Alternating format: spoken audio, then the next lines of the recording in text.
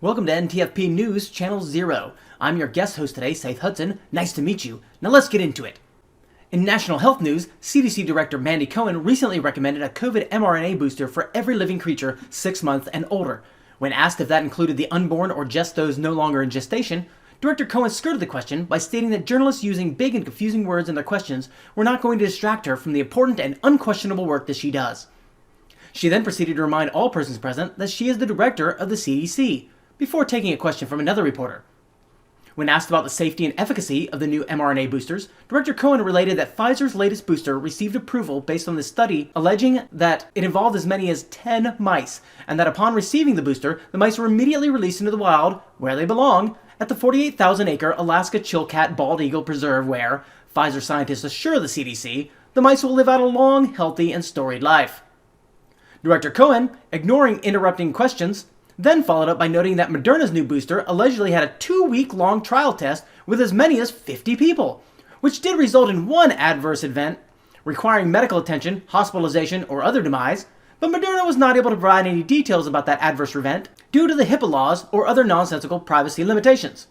However, donations or a note of condolence can be forwarded to hewasonly30@microsoft.com. Director Cohen then stated that due to her adoration of Las Vegas, she feels that 50-to-1 odds are something U.S. citizens should be fine with in getting the jab, as vaccines are not going to be required for the buses and trains of illegal immigrants crossing the border currently. In political news, the unarguable White House Press Secretary Jean Pierre started the day's presser standing firmly against the cruel and unjust memes on Twitter depicting the generative, sweatsuit-garbed Senator John Fetterman standing aside the beastly virile President Joe Biden as drooling Cabbage Patch Kids staring blankly into a crowd of waiting journalists. She allegedly wrapped her chiding tirade by stating, quote, "As the White House Press Secretary, I am unarguable and a lesbian. I am also black. Wear pretty clothes, and doll myself up so you have something pretty to look at. Which doesn't matter, because if I haven't said already today, hatch act.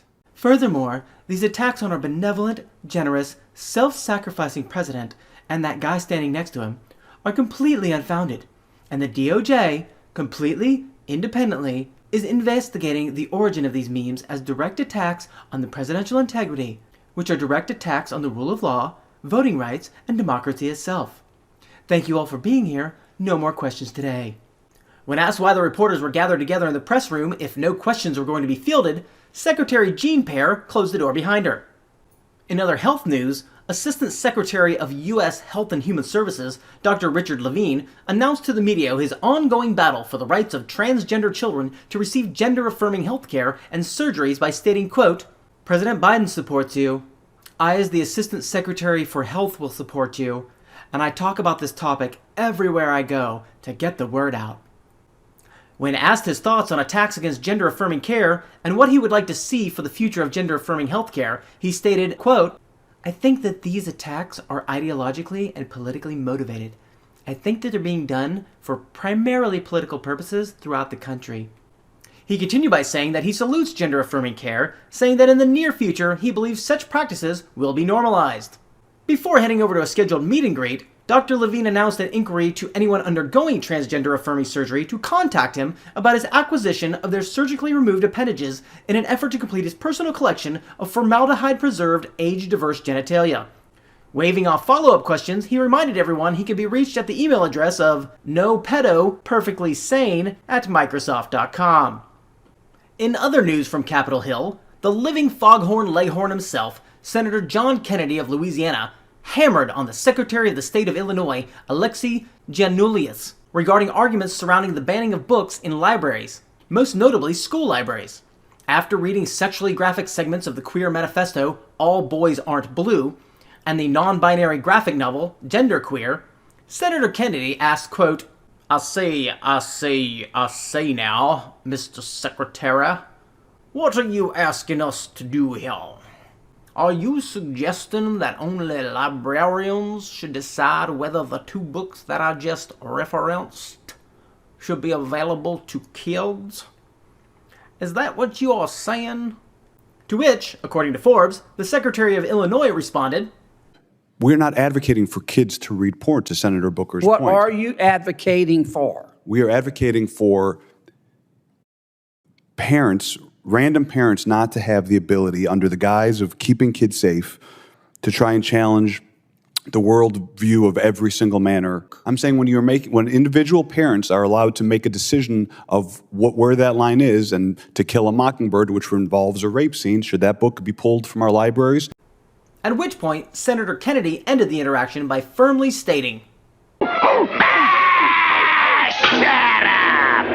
Anyone's head, boy. That's a head. But that's a joke, boy. You missed it. Went right past you. You gotta keep on your toes. But toes, that is. But the fast ones get right by you. Keep your ears open. But yappity, yappity, yap. I can't get a word in edgeway. Go away, boy. You bother me. I got work to do. Lastly, in more White House news, Vice President Kamala Harris was recently asked, in regards to the age of the sitting president, if she is prepared to be president herself. To which she responded with a jubilant and immediate answer of yes. But then went on to clarify that if necessary, she has sworn an oath to step into the role should Joe Biden meet his last unfriendly set of stairs or otherwise be bumped off. That's all the news we have for today. Thanks for joining us. I'm Saith Hudson for NTFP News, Channel 0. And welcome to Casual Reality.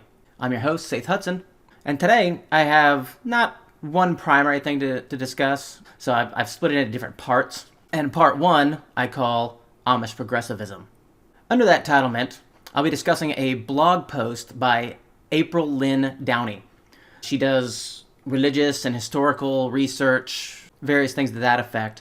And this blog post she called The Amish and Their Fundamentalist Struggles.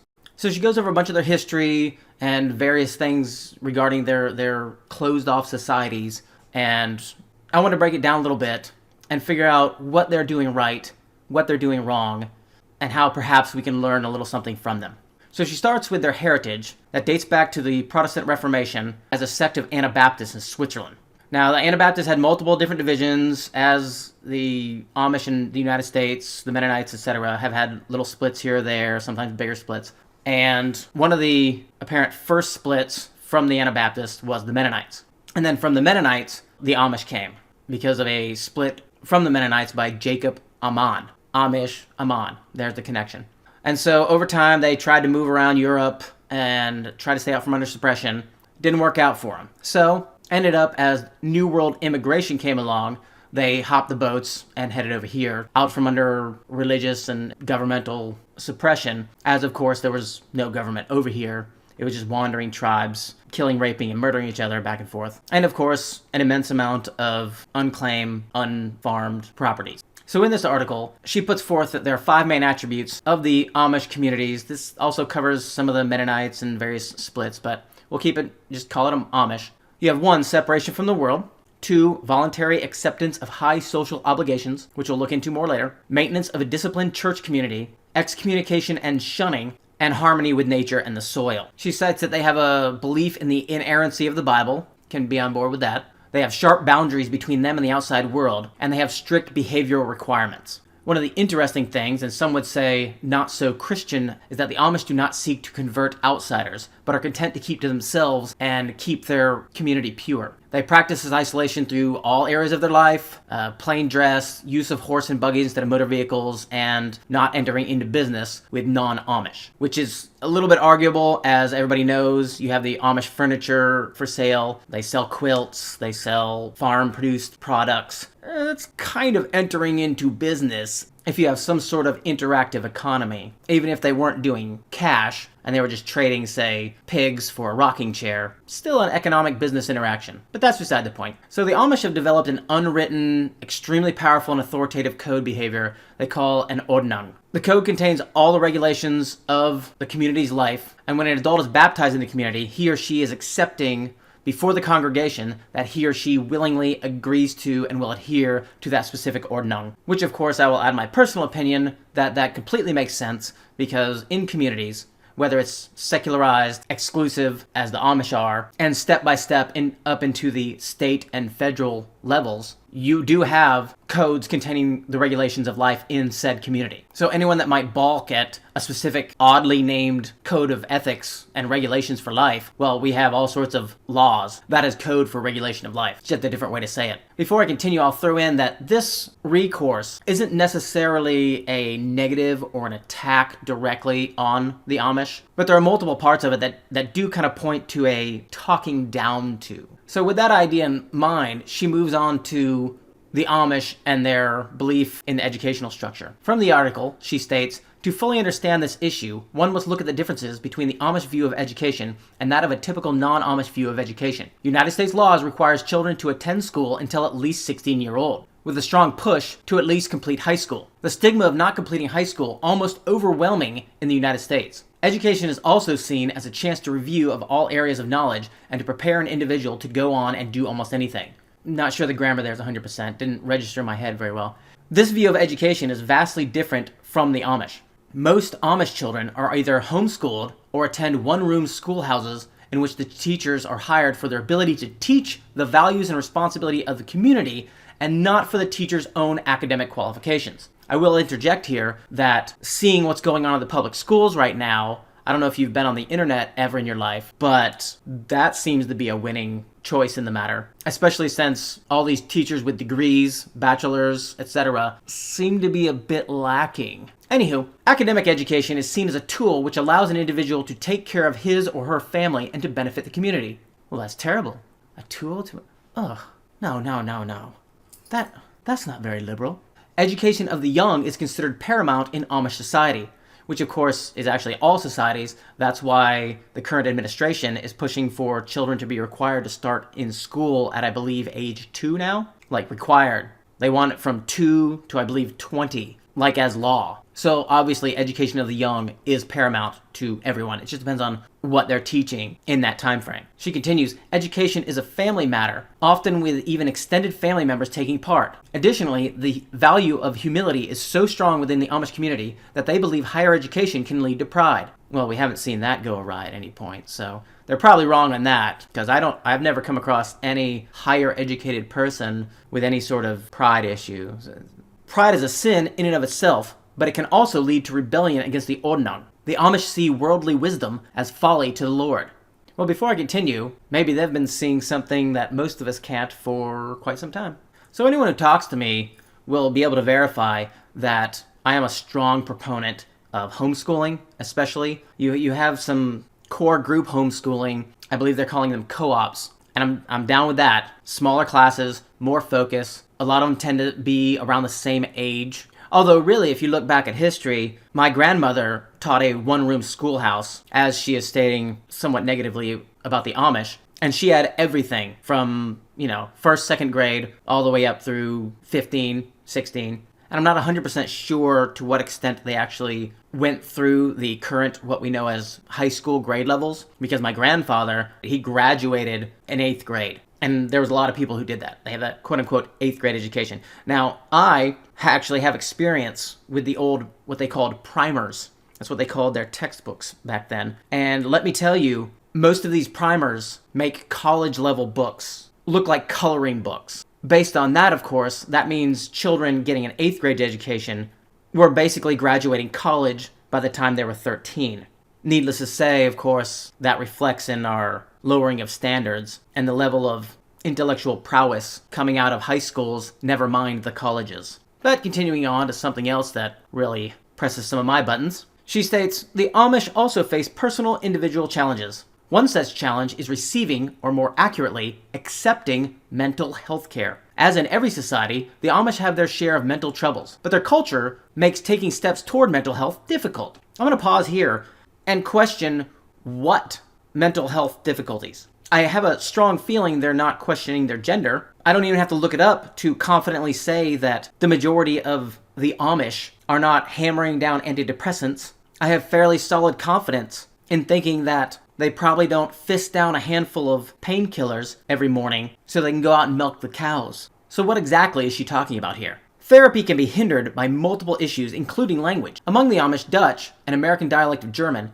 is typically spoken, and English is only taught once children enter school. This language barrier, which includes slangs and idioms, can cause a disruption in the progress of therapy. Again, I don't know what she's talking about here. Are there a whole bunch of Amish going to therapists? The language can disrupt the progress? I don't understand any of this. This is very weird. Surely she'll give us more about this. Just bear with it here. Okay. Additionally, as mentioned above, the Amish are wary of too much education, and their sense of humility and responsibility often makes it hard to accept certain aspects of therapy.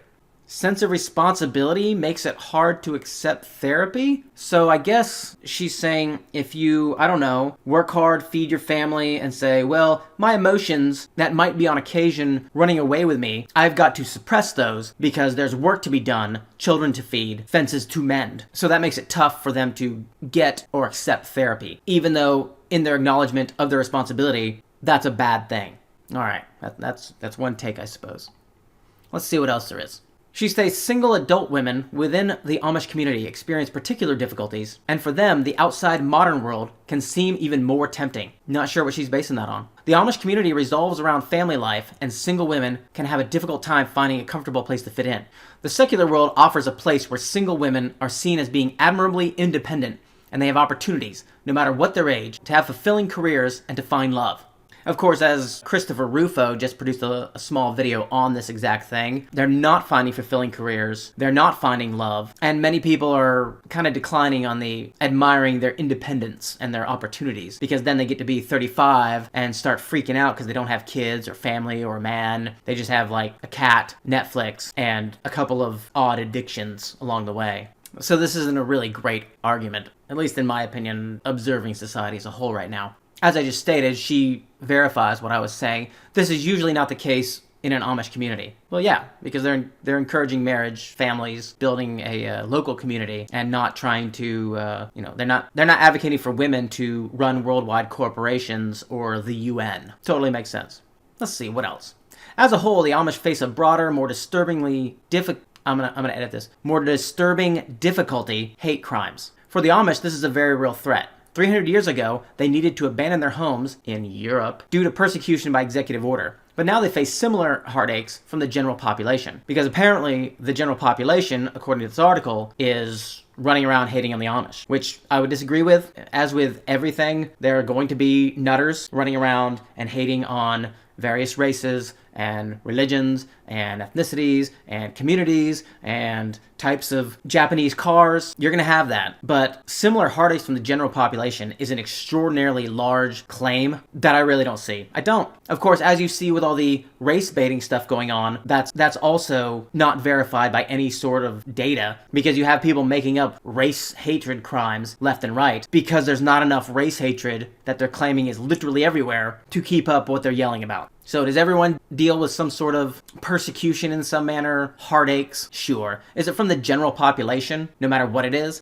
Probably not. The next paragraph in the article was basically filler, gibberish, but there was one sentence that did stand out, where she says, it could be said that the biggest success of the small fundamentalist group is its survival. And that is complete gibberish, because people that set some sort of foundation, not only moral, but communal, they have a foundation for their education, they figure out what is important, what they're going to believe, what they're going to follow, unlike the current secular systems, where you can literally follow, and believe whatever you want at any given moment. It can change on the fly. Well, of course they're going to survive. Why do you think so many people are sitting around going, well, our society isn't doing so great? Well, there's no foundation. There's nothing we're actually standing on as a general population that's going to uphold society, because you can't possibly be whatever you want, do whatever you want, go wherever you want, think whatever you want at any given time with no sort of structure and actually be held together. So its biggest success as a community within the Amish is not its survival, it's its hard-nosed, hard-line following of the belief structure that they have set up. And although there have been factions, even when they go fractal, the breakaways still set up their own moral structure. They might have a couple of deviations from the previous moral structure they broke off of, but they still set up a new moral structure, and then they hardline with that moral structure. With that kind of solid foundation, they are going to survive.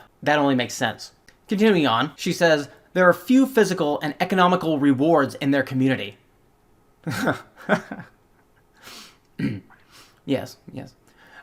But it does offer peaceful living, stability, and honor to their community. Peaceful living, stability, and honor. Okay. Physical and economical rewards. Well, that sounds like Sounds like she's kind of arguing with herself there. She says, that sounds pretty great. You? Well, it sounds great to me. Peaceful living, stability, honor in their community. Sounds amazing. There is much to compete against in this land of plenty, with luxuries and technology constantly on the rise. Many of the Amish's living conditions are the same as a couple hundred years ago, but now they can look out and see a much more comfortable way of living flaunted all around them. Technology has seeped into our society so thoroughly that we use it even when we do not consciously intend to. The only way to avoid it is by complete separation, which the Amish have done and have not only survived but have grown. Well, she's definitely arguing in favor of that, because wow. So they've thrived because they've not had TikTok. She's got a good argument. While it's hard to foresee the future, it would appear that the challenges they face today will continue to be challenges in the future. No doubt, yeah. Some things may get easier as new challenges crop up. They face the future in a country with a government which continually attempts to increase religious freedom, however, has a tendency grow restrictions people in other ways. Again, bad English, I'm sorry. Let me see what I can do here. However, the government has a tendency to grow restrictions on people in other ways. It is reasonable to suspect the Internal Revenue Service, the Census Bureau, Department of Agriculture, and Homeland Security are some of the departments in the government which may pose even more challenges to the Amish. Which I'll interject that is actually pretty insightful, as they are posing more of a challenge to every single person living in the country as they hammer down on the face of the general populace. Anyway, the role of the government in a person's everyday life is increasing more and more in this country, and the government is a very worldly thing, a thing definitely not on the same path of God the Amish are seeking. It is hard to imagine any one group lasting forever in this ever-changing world, but it is also hard to imagine a people such as the Amish, so steadfast with such endurance, ever giving up either. Yeah, that's true. I'll give her that. Excellent. And I agree. And that is why I am doing this on this article, because I am stating that we should probably step up and maybe be a little more steadfast, have a little endurance, and not give up either. There are people all over the internet saying, oh, the country's gone, religion's gone, don't even bother having faith in anything anymore, don't have a moral structure, just let it burn to the ground. Maybe we can, I don't know, start over, something. I'm going to go with no on that one. As is usually the case, I'm saying don't give up. If you feel you got to have your kids in public school, fight them tooth and nail. Don't let them tell you that you have no right to your children. You have no right to dictate anything that they do. They can do whatever they want. Your child can be anything they want. No, fight that. Don't give up. Better pull your kids out of the public school, because if everybody did that, the system would just collapse in on its face. And then we could use those buildings for something interesting, like community centers or apartments. I mean, if you can rebuild old mills into condos, I'm pretty sure you could take a large public high school and convert it into condos, right? So anyway, here's a video of Jason Malone, a teaching pastor at Fellowship Greenville in South Carolina. So check it out, and I'll discuss in a moment. So when we're persecuted and when sufferings arise and the question comes with the suffering, God, where are you? Jesus answers the church in Smyrna and says, I have always been, I will always be, I'm with you. Look at verse 9 with me, and as you do, you'll read the first two words of verse 9, and they are some of the most encouraging words you can read, I think, when you're walking through hardships and trials and suffering because you love and follow Jesus. This is what verse 9 says. I know your tribulation and your poverty, but you are rich. And the slander of those who say that they are Jews and are not, but are a synagogue of Satan. Did you see it? Jesus says, I know. I think one way to process this is by asking, why do Christians suffer persecution? That's a legitimate question. I think another question you could ask is this. Why do Christians not suffer persecution? I love this quote by John Stott. The ugly truth is that we tend to avoid suffering by compromise. Our moral standards are often not noticeably higher than the standards of the world. Our lives do not challenge and rebuke unbelievers by their integrity or purity or love. Did you see how it says that? Integrity or purity or love. The world sees in us nothing to hate.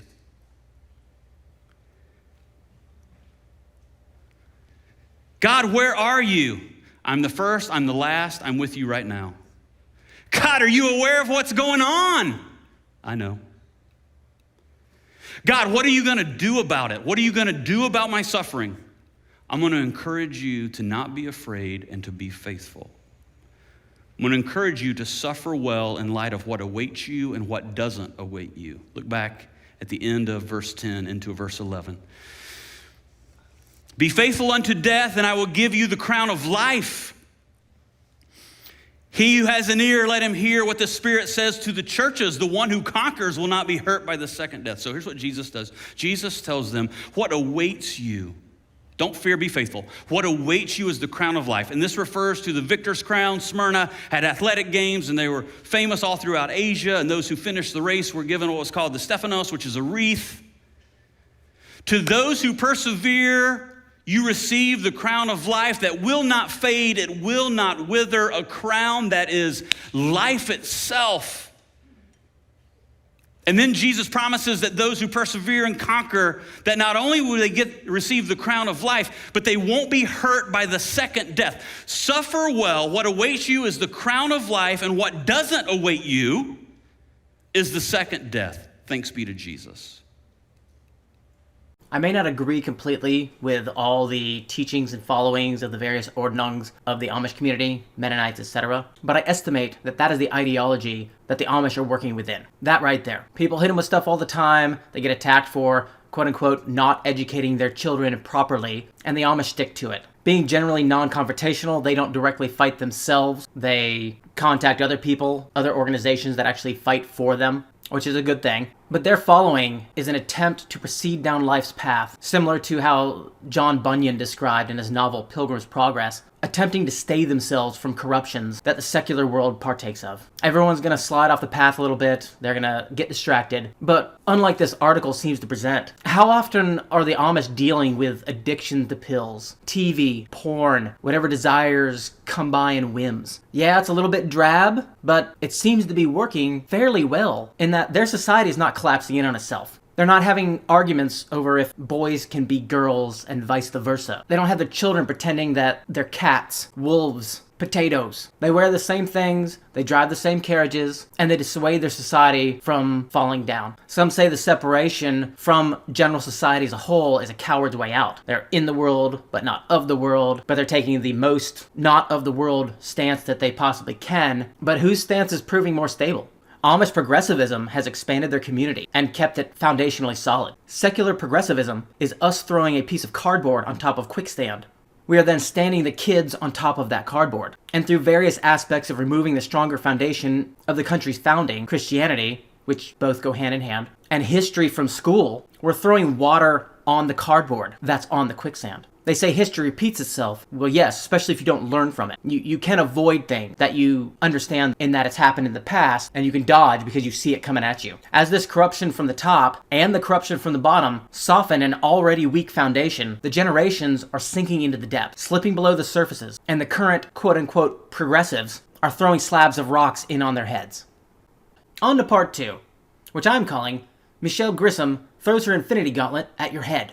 So Michelle Grisham is the governor of New Mexico. And recently, if you haven't heard somehow, there was a shooting near some sort of baseball park or city park, something like that, where police say that somebody fired 17 shots at a vehicle after a possible road rage incident. When the cops showed up, there was an 11-year-old boy dead in the car, and a 20-something-year-old woman was taken to the hospital and was listed in unstable condition. Don't know where she's gone, haven't heard much more about her. Apparently she's unimportant. What is getting widespread following over most conservative outlets, communicative internet trolls, etc., is that Grisham, in response to this fatal shooting, declared a statewide public health emergency in regards to gun violence.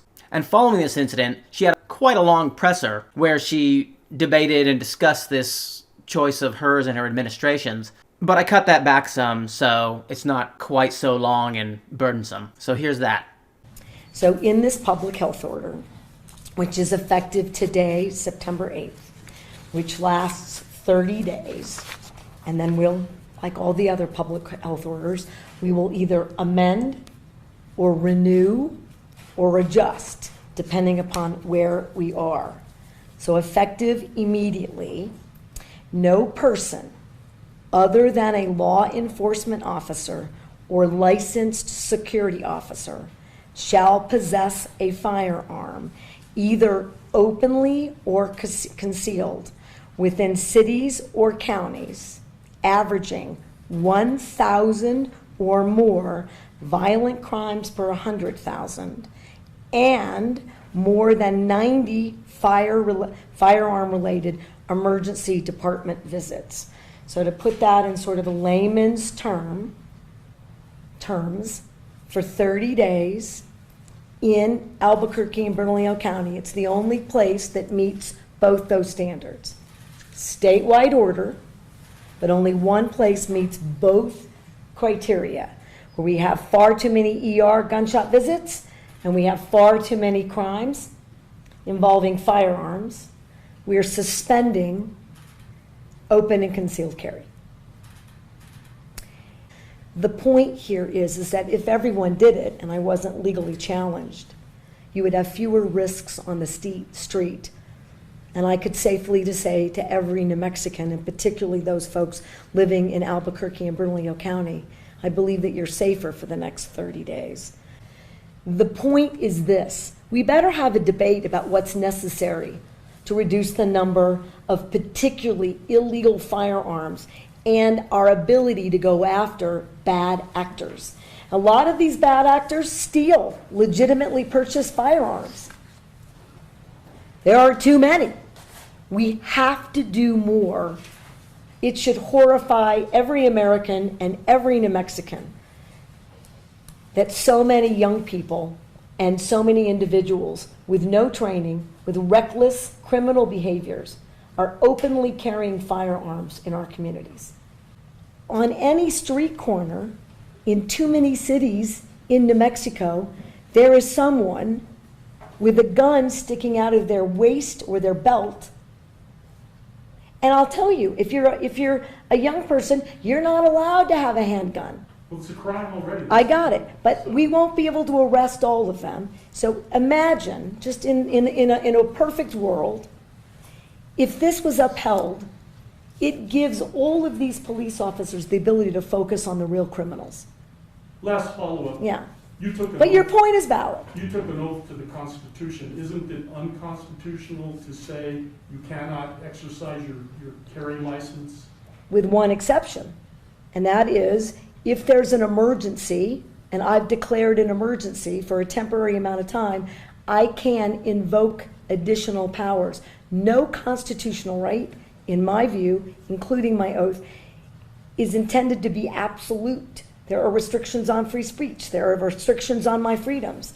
In this emergency, this 11-year-old and all these parents who have lost all these children, they deserve my attention to have the debate about whether or not in an emergency we can create a safer environment. Because what about their constitutional rights? I took an oath to uphold those too. And if we ignore this growing problem without being bold, I've said to every other New Mexican, your rights are subrogated to theirs. And they are not, in my view. Wait a minute, though. You're talking about crimes. There are already laws against the crimes, so how are their rights? I got it, but again, if I'm unsafe, who's standing up for that right? If this climate is so out of control, somebody should do something. I'm doing as much as I know to do. Madam Governor, Yep. do you really think that criminals are going to hear this message and not carry a gun in Albuquerque on the streets for 30 days? No. But here's what I do think. It's a pretty resounding message to everybody else in that community to report a crime, to tell us what's going on, to aid law enforcement, to do something different. I'll tell you what people think, and it's not true. So Chief, thank you for your work. And Chief, thank you for your work. How many of you have been told by a business or a citizen, it's all of you, by the way, that they call or they ask for help and no one will show up or do anything about a crime, particularly even a violent crime? How many times have you heard that? Once every day? 10 times every week? Well, I hear it every day. So if this encourages the public to help us create a safer environment, I'm in. So it does do that, and people want action. That's my belief. They want every possible action, and I think it's going to have a market impact as well. But if it doesn't, something else is coming. Enough is enough. Yeah. Enough is enough. So if you're sitting here thinking, well, that was complete nonsense, and good on the journalist for calling her on the nonsense, then you're right. However, while I'm seeing a lot of people across the spectrums discuss, you can't take away our rights for guns, which she really can't, so that's true, but they're not discussing that she does have the power and the right to declare states of emergency.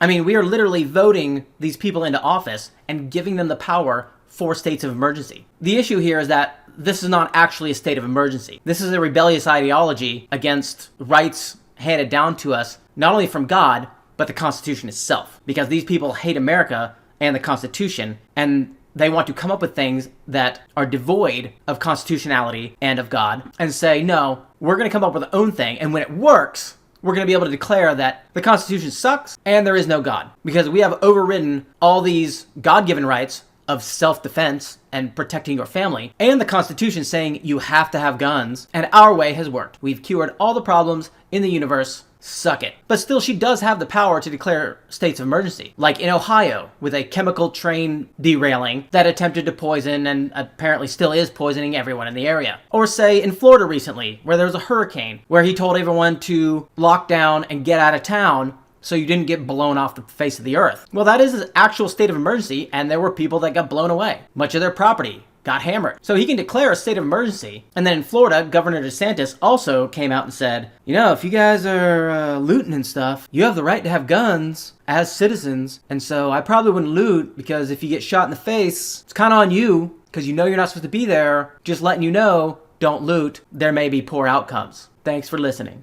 Which all that involved with the hurricane was actually very good. But this right here with the taking the guns away from the law-abiding citizens, and so the only people wandering around with guns openly are automatically criminals, and they can just go through and plow them all up in a pile and, you know, dump them in a pickup truck and haul them down to jail. That's, of course, ridiculous. That's insane.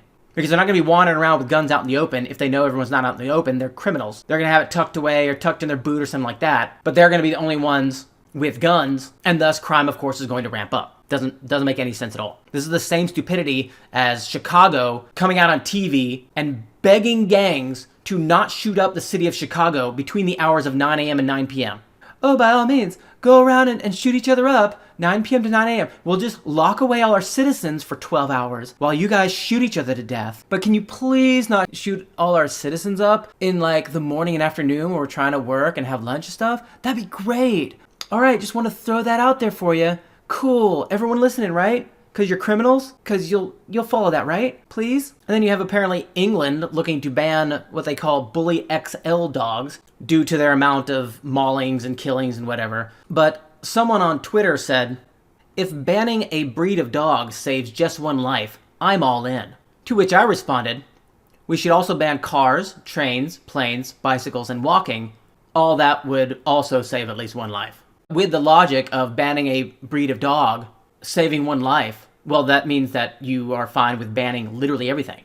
So you want to ban guns? You want to ban cars? Why wouldn't they ban cars? I mean, let's look at a few cars used as weapons. Let us not forget Waukesha, Wisconsin, where during a, I believe, Christmas parade, a guy plowed through with his SUV, weaving and swerving, managed to hit 40-plus people, kill children, kill adults. That was a car being used as a weapon. Washington, D.C. delivery driver, I believe an Uber food delivery driver, something like that. He turned off his car right in front of him, hopped up some stairs, delivered the item, came back. There was a 14 and a 12-year-old set of girls in the car trying to start it. Couldn't figure out how to start it, couldn't get it started. He tried to get them out. They managed to get it started, pop it in gear, and hammer on down the road full tilt. As the door was open, they managed to swing over to the side because it was a very small road and hammer the door against all these concrete pillars that were keeping people from driving on the sidewalks. However, because he was between the door was slamming him 4 or 5 times as they went down the road at high speed until they got to the end of the road, still at full tilt, and tried to turn the corner. Since it did not make it around the corner because of the G-force at the speed they were going, it flipped the car, chucked the guy into the concrete wall, and killed him. The 2 girls managed to get out of the car and start to walk away. However, they discovered that they forgot their phone in the car, so they went back to try to retrieve it, and that's when people grabbed them and were like, hey, you can't just walk away. You killed a guy. What are you doing? And then most recently, a very dark but short interaction that I'm going to play, where a car is being used as a murder weapon. Fuck wrong with blood. Ready? Yeah. Hit his ass.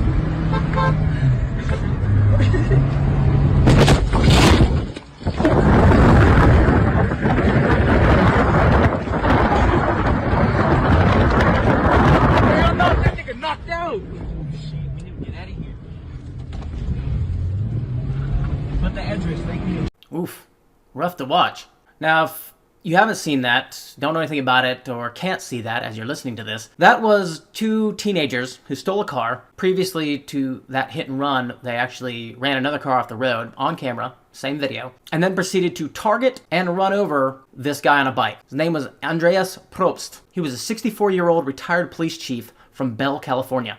And that was premeditated, using a car as a weapon. So I guess they're going to ban cars now. I mean, it works, because the head of JP Morgan recently actually called for governments of the world to take possession of all private property. So with the newfound control of everything, where you own nothing, they can then make actual progress on the climate change issue. So I guess we're looking at a ban on cars because they can be used as weapons next, so that the mean old sun doesn't bake us or something. Right. So the next segment is going to be a little longer, and if you notice my blood starting to boil, the rundown there is that I've been working with electronics and circuitry for almost 30 years now. We'll call it a lifelong hobby and possibly slight passion. Don't laugh at me. So I've really gotten into the hardware. I've really been in the depths of these things. I know a lot of the circuitry, I know a lot of the cabling, the different parts that make up all sorts of different things. And so this nonsense that I'm about to present is, to me, one of the stupidest things I've ever freaking seen. At least in regards to technology. As you'll notice, of course, this also follows up on my last segment that brought the climate crisis into the talk. And that's pretty much what this is all about. So this part I call the cult miscreants of the Apple's core. So Apple Corporation released a green agenda video recently, something about 2030 to be completely carbon neutral or whatever jargon they happen to use. And I didn't see it anywhere really until Jordan Peterson posted the video with his take on it, where he said, "This is truly beyond parody." To which I responded, "At the moment, I don't see how this is also not a lie. Carbon neutral, so no plastics, no paper. I'm intrigued to see how ribbon cables are stabilized and have any modicum of longevity. Of course, it's likely quote-unquote true via quote-unquote carbon offsets, but they're liars until proven otherwise. I'm from Missouri." So I've broken this video down into multiple segments, and I'm going to explain my take on each segment and what it's saying and what they're putting forth. And also be explaining a little bit of the electronics in the background that they're not really making privy to the average consumer. So notice he said net zero climate impact. That again is carbon offsetting. And I'll tell you why. Because those little Apple Watches that he presented there either are a whole nother technology that they have not disclosed, nobody's ever seen before, or it's carbon offset. Because unless, again, they've drastically changed the technology, there are plastics, there are paper, and there's electronic circuit boards that don't just naturally break down on their own, at least very easily. There's little chips that are made of plastic. There's tiny little ribbon cables that are microfiber wires enveloped in extremely thin and fragile plastic. I know I have to work on it, and if you blink the wrong way when you're working with them, you will tear them. Even still, of course, whether it's plastic or paper, there's carbon involved. So it's not on its own carbon neutral. You're going to have to offset that, quote unquote, which, as we've said, is pretty much BS anyway. This is a feel-good setup, so you can say, I have carbon neutral. And at the whole time, you're looking at the screen on your Apple Watch, if not Apple phone, whatever they come up with, that's net zero, carbon neutral, whatever crap. You're looking at the phone, and you're looking through something like 3 or 4 layers of plastic, because that's what the filters in these LCD screens that nobody knows are there have. You have the backlight, then you have multiple filters that are treated with special, sometimes caustic, chemicals to dull, filter, polarize the light coming through so it looks like they want it to look. And then you have the LCD screen, and the LCD screen, you could do 2 pieces of glass with the liquid crystal sandwiched between them. Okay, thin glass, that's fine. And then you have the digitizer, which is what you actually touch, and that is often going to be glass. Even though most people nowadays, especially Apple devices, which you sneeze on them and they explode, they have a plastic film over them to help protect them from scratches, dings, cracks, etc. Usually to no avail, but that's just beside the point. So this whole thing is presenting like everything you get is not going to impact the climate at all. Do they have some sort of recycling program where they're going to take all your old stuff maybe throw you some extra cash for the savings and helping the earth, and then they tear all your stuff down, fully recycle every single item in these devices, and then it goes back to being made into more devices? I'm thinking probably not. Could be wrong. That's quite an endeavor if it is, if you know anything about electronic recycling, which most people don't. But that's a massive endeavor. So we'll see where it goes. I'll be interested to get into some of these carbon neutral devices and figure out how much plastic and paper and various things there are. We shall see, Apple. We shall see. So finally, part 4. Faith in demons is the same as faith in God. I say that because of the inculcation in culture of demonic iconography willy-nilly slapped on just about everything. Everything's got to be Wiccan, cultish, demonic. Many times with the purveyors making fun of demonic things because they don't actually believe in demons or God or really anything. It's all about the self. And so it's not surprising to see certain things, but some of it is extremely disturbing. Take that as your warning. If you need to cut it off right now, that I understand, because this stuff is pretty dark. But I'm going to show you a couple music videos here by the artist known as Doja Cat. Apparently she took that name from her favorite type of weed and her cat. So that was creative. The first heavily edited video here, because of language and some partial nudity that I cut out, it's called Demons. So here's that.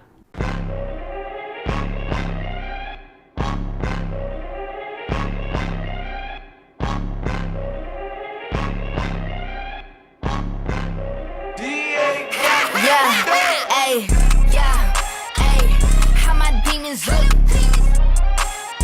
Now that my pockets full. How my demons look. I am on the bigger things. I just bought a limousine. You live like me in your dreams. Yes, you do. I just quit the nicotine. I did. Heat. I'ma bring the cold. You should bring your skis. Hey, how my demons look. Now that my pockets full. How my demons look. How my demons look. Now that my pockets full. How my demons look. That was about as nice as that gets. So that, of course, is Doja Cat, who has a strong penchant for full body paint, costumes, etc. She showed up to various award shows the same manner. Just goes all out, full tilt on the costumes, body paint, body mod type stuff. And there she's all dolled up as a demon with tail and horns, crawling around on the ceiling and walls, intimidating a family in their home, trashing the place. And although I did cut it out, because it's kind of a long little film segment at the end, the mother takes her 2 kids and throws them in the car and goes driving off. Because of the cuts, it's hard to tell, but basically the rundown on that music video is that all her foes, all the people who talk smack about her, say she'd never be famous and stuff, those are her demons. And she's asking, how you look now? I'm famous. What are you? Nothing.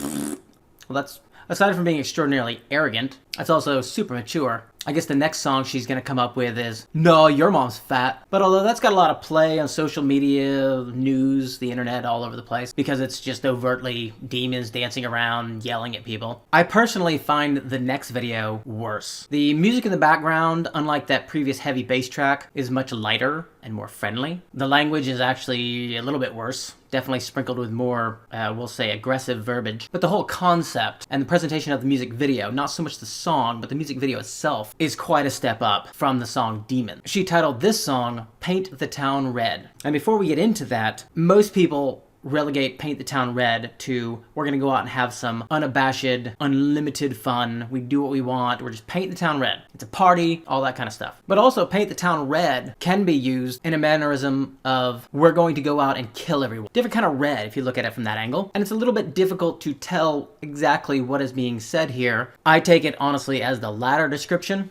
because decent amount of blood and killing in the music video. So because of the language and general content, and I want to describe the video as it plays, I'm just going to describe what is on the screen and cut out the lyrics. So here we go. So it opens up with her in this film noir office, obviously coated in dried blood, her entire body. Again, this is Doja Cat, all dressed up, loves to do this kind of thing in all aspects of her life apparently. She rips her eyeball out of its socket, puts it on the desk, rolls it off the desk into a kind of cartoony atmosphere, where she, scantily clad, is riding on top of a ginormous demon. Apparently flying through the air, swimming through the ocean, lightly unclear. She's singing along the song. She's got a arm wrap that's covered in pentagrams, and there's a bunch of sack eye-looking things hanging in the background as she floats along through the air. She's also wearing a cross on a necklace and a shirt that says feral with a teeny tiny little schoolgirl skirt. And for some reason, big fluffy boots that kind of look like they're supposed to be goat's feet. She hops off the demon and then proceeds to be hanging out with Death, the Grim Reaper. She's wearing something of a bodysuit that looks like raw muscle with the over skin and flesh reaved from it. Solid red, red eyes, red lipstick.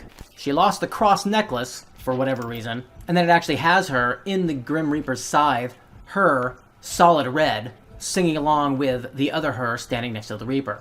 It then moves over to her in, again, full body makeup and two horns, being a large blue, pure black-eyed demon, along with what seems to be a masculine version of the same thing with one of his horns chopped off. Next to her hangs a bulbous, looking like a removed eye, sock satchel with, as the camera shows, a small baby demon inside. She then proceeds to take garden shears and abort the baby by cutting the umbilical cord. Moving into the next segment, she's ringing the bell to feed some creature, one would assume, watching the video, the large demon she floated in on, in another version of the scantily clad, slutty schoolgirl outfit. She is now feeding large chunks of raw meat to whatever creature the bell ringing brought to her presence. Now she's back with the Grim Reaper in her red muscle bodysuit and red eyes, hugging up on him, dancing around, has him kneel in front of her, I'm supposing in fealty because she's just that awesome. Keep in mind the lyrics are saying that she is the devil, she's bad to the bone, she's a rebel. Yeah, that kind of coincides with all of it. And generally speaking, the rest of the song, she's just repeating the same imagery. She hands the male demon his horn and then drops it and it breaks. I guess that's her being totally bad and awesome. It's hard to tell. And then she revels in the dripping umbilical cord from her aborted fetus and rides off on the giant demon she came in on before it flips back to the film noir where she was ostensibly cleaning her eye, pops it back in its socket, and then for some unexplained reason starts to stir the glass where she was rinsing or soaking her eye. She then cuts the record that is playing the background music, and that's a wrap. So this is our culture, ladies and gentlemen. We're depicting ourselves as demons, aborting our demon babies, and mocking Christian symbols by integrating them in with our heavily narcissistic, self-empowering, anti-God tripe. This isn't the only examples I could come up with by any means. Sam Smith, of course, is notorious for cross-dressing and wearing demon outfits. He did at one of the, I think the Grammy Awards or something, which was sponsored by Pfizer, by the way. That was pretty funny. Getting to be a little bit of a rise in witchcraft, Wiccan, various other stuff I'll be discussing at a later time. That really only to say, pay attention to what you're listening to. Pay attention to lyrics. Pay attention to the media that's backing even things like music. What is the music video for these things? What are they saying in the songs? Because music is very influential. It gets in your head. If you ever listen to any truly artistic classicals, Bach, Beethoven, Mendelssohn, etc., yeah, there's people that'll say, well, these guys, they weren't perfect. Well, no kidding. No one is. But at the same time, you listen to classical music, you are washed over with the power of the genius behind it. Whereas this one, you might be washed over with an empowerment, but it's not an uplifting. It's not a, wow, I feel smarter. It's a, yeah, it is all about me. Me. What culture is better? And with that, that's all I've got for today. So, thanks for listening, and thought to you later. And now, for some extremely poorly done parody. Meh. Chick, I said what I said. Instead of being famous, you'd rather be dead. Chick, I said what I said. Just to keep the fame, you'd paint the town red. Ooh, she the devil. If you see her at his vid, you be unsettled. Ooh, she a rebel. If you let her in your head, you be unsettled. Casual Reality is a production of Casual Media, LLC. Copyright 2023.